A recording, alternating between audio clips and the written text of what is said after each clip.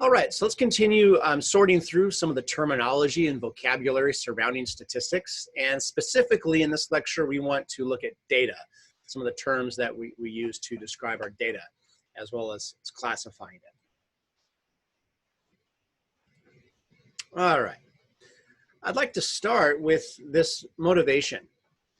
This is from a wonderful book, How Not to Be Wrong, great title, by Jordan Ellenberg. During World War II, the U.S. employed a team of the country's top statisticians. This group was housed in Manhattan. It was known as the Statistical Research Group. One of their projects was determining where to armor our planes. Of course, armor is heavy, and that's going to affect the flight characteristics. It's going to affect the cost of fuel. You know, having a heavier object is going to require more fuel to move it.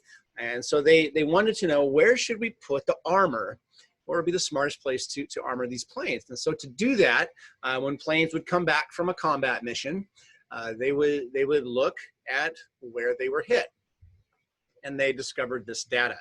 So in the engine section, for example, there are approximately 1.11 bullet holes per square foot. You can continue looking at fuselage, fuel system, and the rest of the plane. We're going to come back to this in the end and kind of talk about what type of data collection method they used, and then how they finally interpreted it. So classifying data. There are two broad categories, qualitative data and quantitative data. Qualitative data, think of the root word quality, talks about essentially what qualities are present. These are attributes, labels, non-numerical entries. So things like eye color, hair color, city of birth. These are all qualities. They're not numerical, it's qualitative data. Quantitative, on the other hand, consists of numerical values or counts. How many siblings somebody has, how many televisions are in the home, your height, your weight, your things like that. In fact, your driver's license is a great example of data that's both qualitative and quantitative. You might take it out sometime and look through your driver's license and identify, okay, what are the qualitative pieces of data and what are the quantitative pieces of data? On the quantitative side, there are really two types: discrete, and by discrete, we mean the number of possible values is finite or countable, and then continuous data. Data for which there are infinitely many but uncountable possible values. Let's distinguish between these. So let's decide if the data is discrete or continuous. Height. Well, we want to talk about height. You know, we want to ask, can you count height? Is height something that is able to be counted or not? I personally think that a better way to think about height is to take and consider a given height and then ask yourself, well, in order to attain that height, did I have to go through all the others? What do I mean by that? Say that kid is 3 feet 1 inch tall. Well, in order to get to 3 feet 2 inches tall, at some point they had to go through a 1/4 inch, a 1/2 inch, 3/4 of an inch. So height is going to absolutely be, as I make an aberrant mark here, give me a second to get rid of that, I apologize. Height will be continuous, okay? So I can't be 6 feet tall unless at some point I was also 5'11.5", 5'11.75", whatever. Weight. Well, weight is also continuous, and for the same reason, right? I can't get to 200 pounds unless I was also 190, 195, 199.1, 199.2, shoot, 199.9999995. I had to be all these, got to go through this continuum of weights in order to achieve whatever current weight I am. So weight is continuous. Number of siblings. Well, if you're counting your siblings, you're not going to have, if you have 2 siblings, that doesn't mean at one time you had 1.5 or 1.6 siblings. So number of siblings is discrete. Hours spent watching television. Well, time is continuous, right? You can't get from one moment to the next unless you go through all the moments in between. So time is going to be continuous. And therefore, hours spent watching television will be continuous, whether it's an hour and a half, 1.62 hours, whatever have you. Another way to classify data is by what's known as level of measurement. And identifying that level of measurement aids us in determining what types of computations, if any at all, actually, are meaningful. There are 4 levels of measurement: nominal, ordinal, interval, and the last one is ratio. I have found in my experience that most students have the most trouble distinguishing between interval and ratio. Let's talk about what these are. Nominal. Data at the nominal level consists of names, labels, categories. Names, labels, categories. At the ordinal level, we have some type of order, ordinal, think order, but the differences are either meaningless or they're unable to be determined. What do I mean by that? Well, I have a class roster, let's say, and those names are alphabetized, but does it make sense to subtract one name from another? No, it's a meaningless computation. It's not, in fact, even a computation because you don't subtract names. That has no meaning. But they can still be put in an order. It's just your location on the list is fairly meaningless. The interval level, we can arrange data in order with meaningful differences. So when I say difference, I literally mean the mathematical notion of a difference, you know, b minus a, 5 minus 2. But what does a 0 mean? Well, at the interval level, a 0 denotes a position on a scale. At the ratio level, we can put data in order with meaningful differences, and ratios can also be computed. What do I mean by a ratio? Well, we can make statements such as this. This year, I have twice as much money in my savings account as last year. That twice as much suggests a ratio. And of course, that computation of a ratio comes from a quotient, being able to divide. Well, can't divide by 0. What does a 0 at the ratio level mean? Well, it denotes a natural starting place at which there's a total absence of a particular quantity. Total absence. So to determine if data is at the interval or ratio level, it really helps to ask if 0 means absence of. If so, the data is at the ratio level. Types of stations on a cable network. Let's decide the level of measurement. Well, what do these look like? You might have a news station, weather, sports, comedy, movie. These are all labels. So this would be nominal.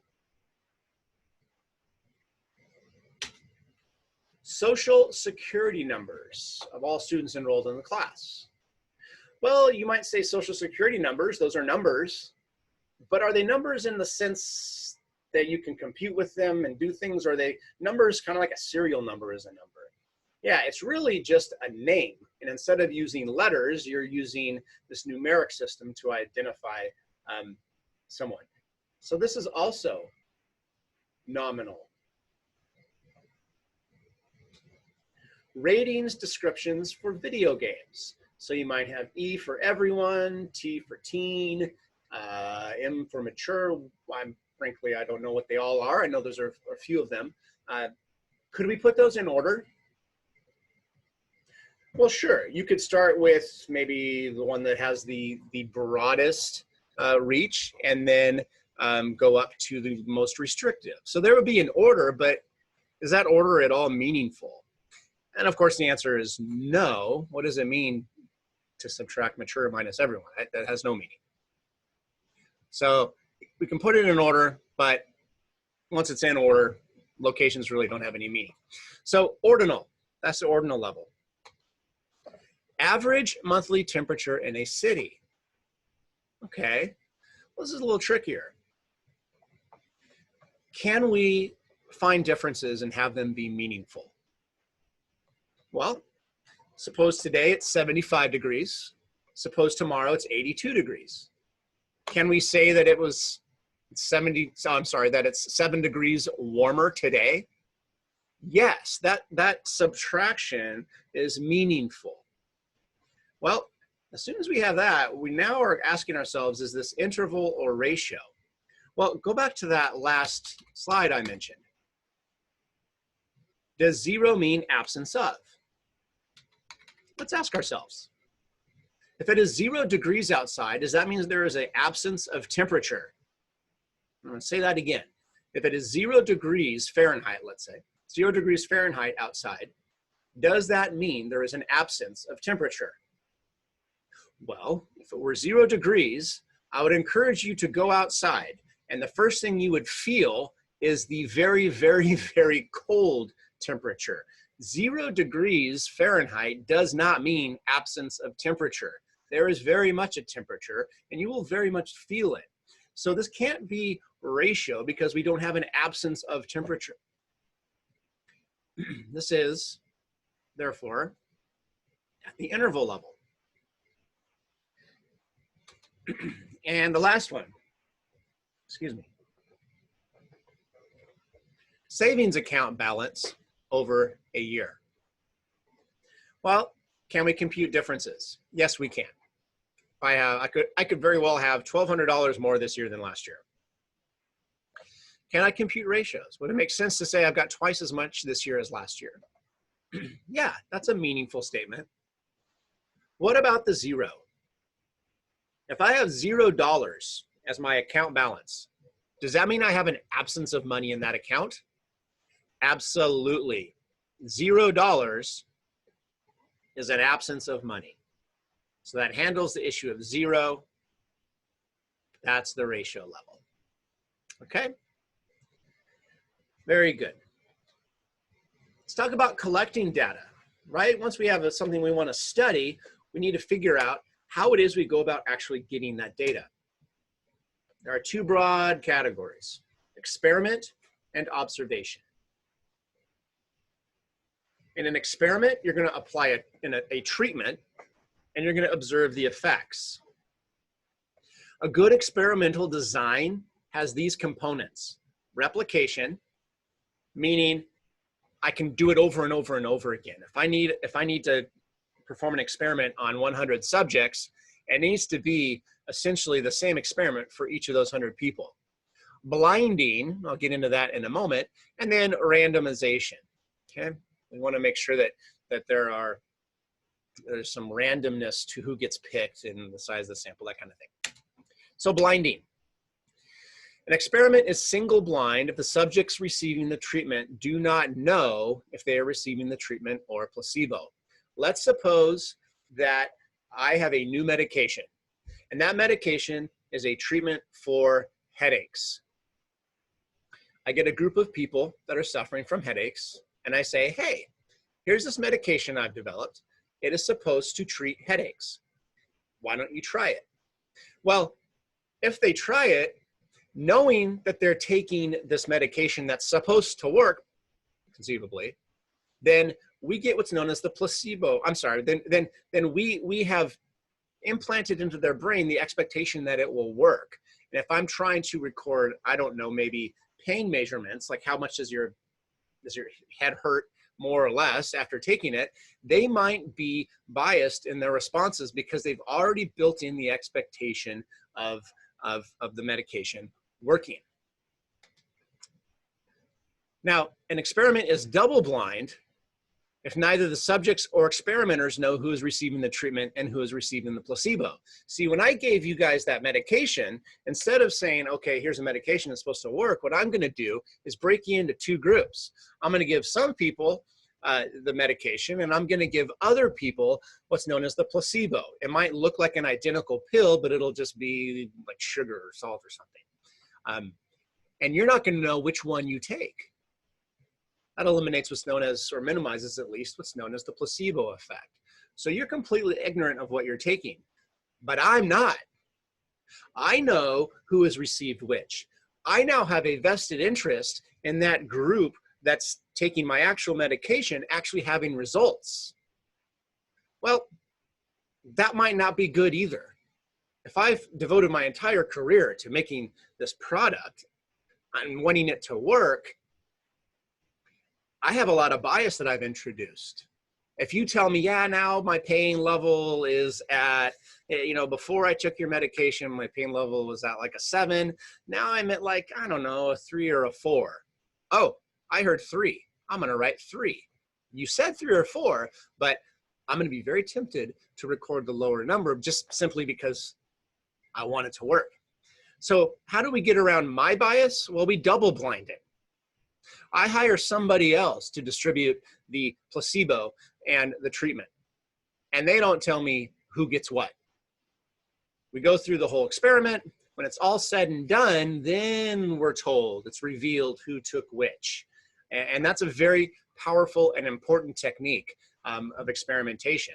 If nothing else, just for ethical reasons, to maintain the utmost level of propriety. That's known as double blinding, in which the subjects nor the experimenter knows who's receiving the treatment and who's receiving the placebo. All right, so that's experiment. In an observational study, what's going to happen is we're going to observe and or measure some characteristic without modifying or interfering with the individuals being studied. Okay, that's key here. You're observing. You're not actually doing anything. But beware. There could always be that lurking or confounding variable. It's a variable that impacts the results of a study, but is not included in the study. Later on in this course, we'll talk more about lurking variables when we talk about correlation and things. But for now, let's just consider this. There was a study that found that when ice cream sales increase in New York City, so do murders. Now, I'm running for governor. I am completely dissatisfied with the murder rate in our city. And so to eliminate, to decrease the impact, the number of murders that our city suffers, I'm going to institute a policy of no ice cream. No ice cream. Because if I can get rid of ice cream, then the murder rate will go down as well. Well, that sounds crazy, and it is crazy. Outlawing ice cream is going to do nothing to the murder rate. However, I don't want you to miss this. I can still use ice cream sales to make a prediction, a reliable prediction on what's going to happen to the number of murders. If ice cream sales go up, I know I should expect there to be more murders as well. Now, that's not causal. It's not my purchasing. I don't go in a Cold Stone and therefore there's going to be chalk lines somewhere out in the city. It's not how it works. But it's still predictive. And the reason is a lurking variable. And so people thought, well, what could that lurking variable be? Because it defies all common sense that my purchasing ice cream would induce someone else to be murdered. And they simply found this. When is ice cream purchased typically? In the summer. If you've ever been to New York City in the summer, it can be a very, very miserable experience. And so people that are already on edge are given that extra little bump to act out in destructive ways. So the lurking variable that's connected to ice cream sales and murder was the weather. It gets hotter, more humid, we buy more ice cream. People that are already on edge, when it gets hotter, more humid, they're also more likely to commit murder. But without that piece, you could make a very serious error in that ice cream causes murder somehow. And of course, that's insane. So that's the lurking or confounding variable. All right. So you might want to pause this and try these on your own before you see me go through these. I'm gonna list here some situations, and I want to know what collection method you would use. And so the effects of red wine, heights of NBA basketball players, automobile collision, approval ratings of Congress. So if you want, take a moment and pause this and give yourself a guess on these, and then go ahead and come back to it. Okay, so the effects of red wine on heart disease. Would this be observation or experiment? Well, you could do an experiment, right? You could take people that have heart disease and you could say, okay, I'm going to prescribe some red wine for you. And as much as I love red wine and would recommend it, that might not be the best thing for some people, especially if they have suffered from alcoholism or something like that. You're not going to force somebody to drink wine. However, there are pockets of populations throughout the world where their heart disease is statistically very, very much lower than other populations. And the common piece of their diet is that they all drink copious amounts of red wine. And so really, I think at the end of the day, this would be an observation. Could you do it as an experiment? Yes. Would it be ethical? No. This is observation. Heights of all NBA basketball players. Well, you're going to measure them, right? That's an observation. You're not doing anything. You're not giving them a treatment. Now, C is interesting because 30, 40 years ago, this would absolutely be observation. You know, you might have a buddy in the police department and you say, hey, whenever someone gets hit on a bike, will you please let me know because I want to come study what happens to their body. But so observation would probably be the most common. However,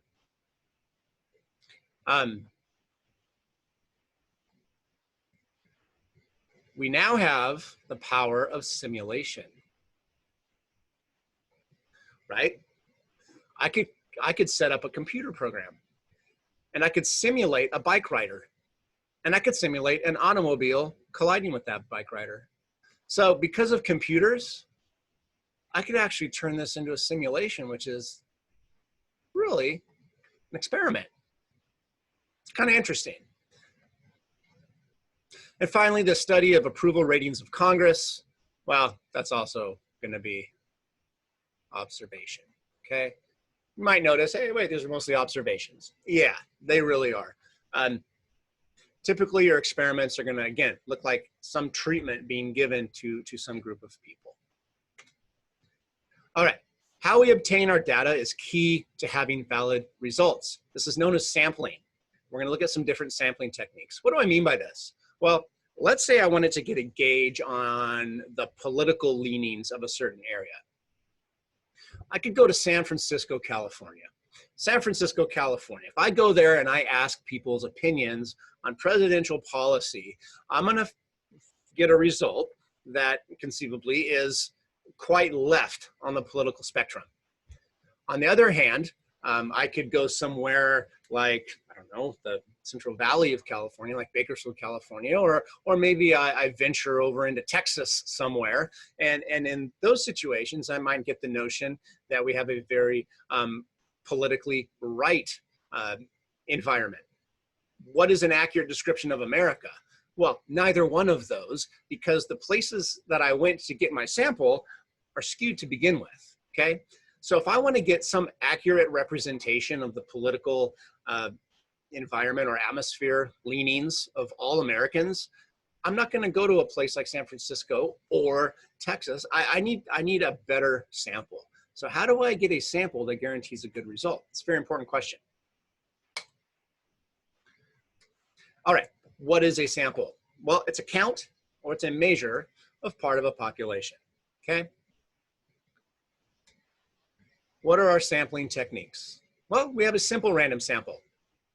This is a sample in which every sample of the same size has the same chance of being chosen. So perhaps excuse me, perhaps I would like to find out the how people are going to vote for president. And so I need a group of 50 students. So I take the entire student body and I build sets of 50 students. And of all those 50 student lists, I go and I pick one of them. That constitutes a simple random sample. A random sample is a sample in which each member of the population has an equal chance of being chosen. So here, if I need 50 students, I would just go and randomly take a student off of each different list one at a time. And once I've got each student one at a time, And once I get to 50, then I've got my random sample. Sorry, Thomas. I paused it. How are you doing? Doing well. How you doing? Good, good. Yeah, I'm back again. I don't know. Yeah, yeah. Oh, you're working on your My class. your class, man. Yep. Okay. I'm not in there. I should. Well, I already got it tomorrow. Okay, so let's talk about sampling techniques. A simple random sample is a sample in which every sample of the same size has the same chance of being chosen. Perhaps I need 50 students, and say I've got a student body of 20,000. I might take those 20,000 and form all groups of 50. And then what I do is choose one of those groups of 50 to actually participate in whatever the study is.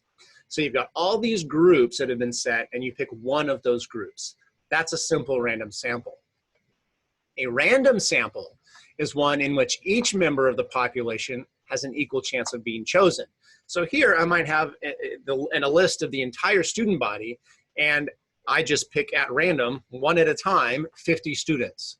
I still get a sample of size 50, but it was not obtained by having a whole big list of samples already established, and I'm picking one of those. Rather, I'm picking one individual at a time until I get to the size that I want. A stratified sample, that's a sample that's obtained by randomly choosing a sample from each similarly grouped subgroup of the population. Political scientists love these. How are each section of voting blocks going to vote? It could be done by race, ethnicity, male, female, whatever have you. That's a stratified sample. Cluster sample, that's obtained by a naturally occurring subgroup. And then a systematic sample, you get that by randomly choosing a number and then selecting every case. So maybe I like the number 7, and I've got this list, and I choose every 7th person to participate in my study. A convenience sample is obtained only from those people immediately available. So a convenience sample, not very reliable. I've got my friends, I need to ask them a question. I use their responses to formulate some statement about the entire population. Not a good technique. There's also what's known as a voluntary response sample, not included here, but those are also not very reliable. A lot of phone surveys are voluntary response. Somebody calls you and says, hey, will you participate in our survey? Well, it takes a certain type of person that says, yeah, I'll participate in your survey. I'd love to give my opinion. Not everyone feels that way, and so people that feel that way are completely eliminated because they'll just say no. So voluntary response, another one that's kind of iffy. So say we have a study on presidential voting.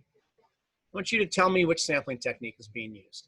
Again, you may wish to pause this as you go through these and then come back to it. So here's 3 here. You randomly select ID numbers to select students. Well, in this case, let me get the right pin here. This is just random, not simple random, just random. It's kind of like picking names. Every person's got the same, every ID number has the same chance of being chosen. It's a random sample. B, computer lists all possible sets of 40 students. You randomly choose one of those sets of 40. So here you've got a certain size sample, and you've got a whole bunch of them, and you're picking one at random. That is known as simple random. Again, what clues me in is that I've got a whole bunch of size 40 groups, and I'm only picking one of those. C, you choose a proportional number of students of each ethnicity represented on campus. Well, this would be stratified. Of course, the strata, think geology, right? Different layers. Those would be each ethnicity. So this is a stratified sample. How about this? You obtain a list of all students, and you select every 9th to be surveyed. Well, that notion that you're selecting every 9th is a systematic sample. You survey people you sit near in class. Now, this is interesting because you could go one of two ways here. And I do agree that it's convenience. But I want you to think about your experiences in a traditional classroom. You pick a seat. The next day you come to class. You sit there again. By the end of the semester or quarter or whatever block, does it seem that people generally sit in the same places? Yeah, they do. In fact, if you ever want to mess with somebody, take, quote, their seat when you walk into class.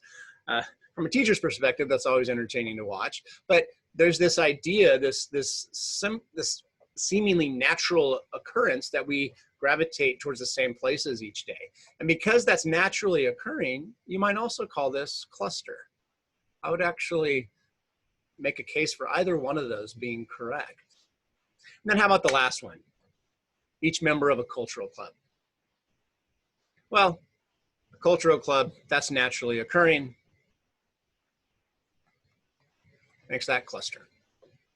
Okay, so those are just some of the sampling techniques. There are several others, but those are just some of the biggies. Let's come back to this motivation question. The top minds in the country worked on this. How do we armor our planes? And when they looked at these, some people said, well, gosh, we need to put a lot of armor in that fuselage. Other people said, yeah, the engine, the fuel system. But really, I and the rest of the plane, what you're witnessing and observing, right? This is an observation.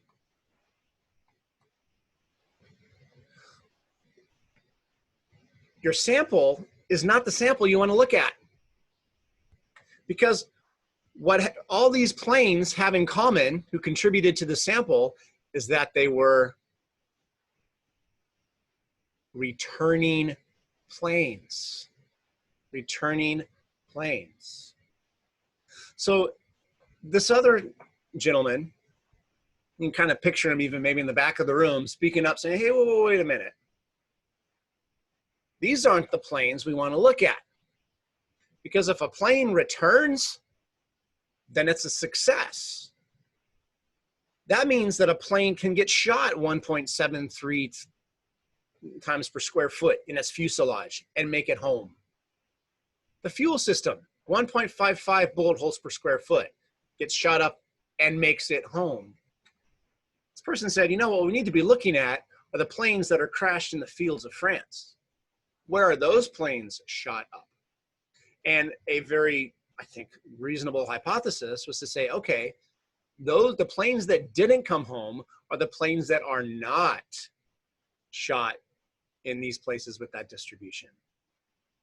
So his idea was, let's, instead of looking at where these planes got shot up for where to armor, let's look at all the places they did not get shot up. Because the planes that didn't come home are going to have bullet holes in precisely those locations. It seems obvious when you hear it, but some things are so obvious you can't see them, and that was one of those cases. So here you had this sample. It's obtained through observation, right? You're not going to shoot up your own planes. You're just going to simply observe. But then being able to identify what the sample is actually saying. Is this sample demonstrating where we need to armor or where we don't need to armor? He kind of flipped it on his head and said, well, we need to armor in the places that are not this. All right, so we have concluded a lot of our terminology and laying the foundation for a lot of what we're going to do next. We're going to move in the next part of this course. We're going to start talking about how to describe statistics, be that graphically, maybe numerically. We're going to start looking at data and for lack of a better word, doing stuff with it. So go ahead and make sure that this terminology is solid, that you can use these terms, you can readily follow what they mean, and look forward to moving on. Thank you, guys.